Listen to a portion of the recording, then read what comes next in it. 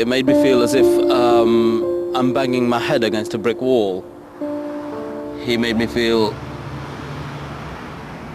really little because he thought all my problems were escalated from my own part, and I had played a major part in escalating those problems. I think if Gary had been there, he probably would have smacked the Imam.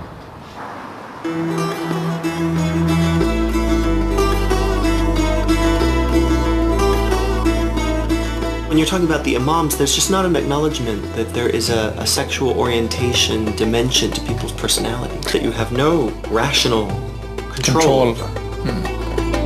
But until there's that very basic acknowledgement that people have different inner dispositions, that a straight imam really is not going to be able to deal with a gay Muslim at any level. Adnan has a friend staying with him. He's a research scholar at an international institute for the study of Islam and a convert to the religion. He's in Britain to give a lecture on Islam and sexuality. The existing construction of the Islamic law is that it's forbidden, it's haram. I mean, what is it? That's the question. What is homosexuality? Doesn't address homosexuality. What doesn't address an identity or a sexual orientation. Well, one of the basic things is the Quran doesn't have a word for homosexual. Or the act as well. Well, it does address certain sexual acts. The argument about the people of the Prophet Lot in Sodom and Gomorrah. Is the Quran, when talking about them, talking about the act of gay people having sex, men having sex with other men, or is it talking about rape, men raping other men? That's a matter of interpretation. What about lesbians? Islamic law is largely silent about lesbians. So it's okay to be lesbian in terms Well, that's an interpretation of it. There's some ambiguity. Do we really know what Islamic law is? Most people assume that it's an expression of God's will. That's the word of God. The Sharia is just... But the Sharia is not directly the word of God. It is the work of jurists. But they're doing it through their own process of reasoning, and what happens is that some cultural assumptions get woven into it about the nature of men and women, about the nature of sex. Adnan is curious to know if marrying his partner Eric will make their relationship acceptable in Islam. And this is the registration I've got. And it's interesting is that my mother's name is the password for my whole security password. Can you, if my mother finds out she's my insecurity in Pakistan, my poor little mother, that she's a security password for a gay civil partnership or a gay marriage, whatever. What's the future of the same-sex marriage from this very Islamic point of view? How would you look at it at that point? It's barely a part of the present, let alone to imagine what could be the future. When you take it to the legal scholars, well, I guess what you have to ask them to define is, what is a marriage?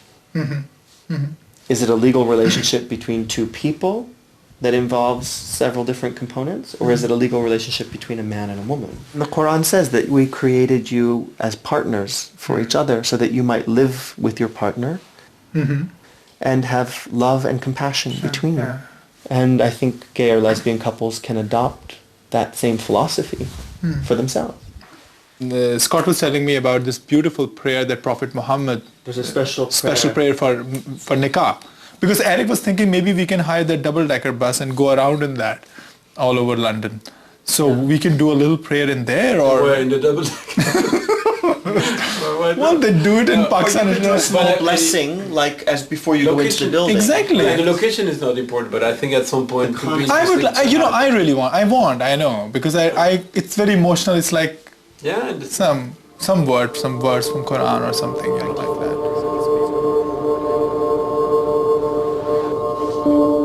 It's been 6 weeks since Razim met Adnan in London and decided to be more open about his sexuality. But living back at home, he's struggling to make progress. Oh, there's my cousin. You're not going to wonder why you're in a car with us? I hope he hasn't seen that camera.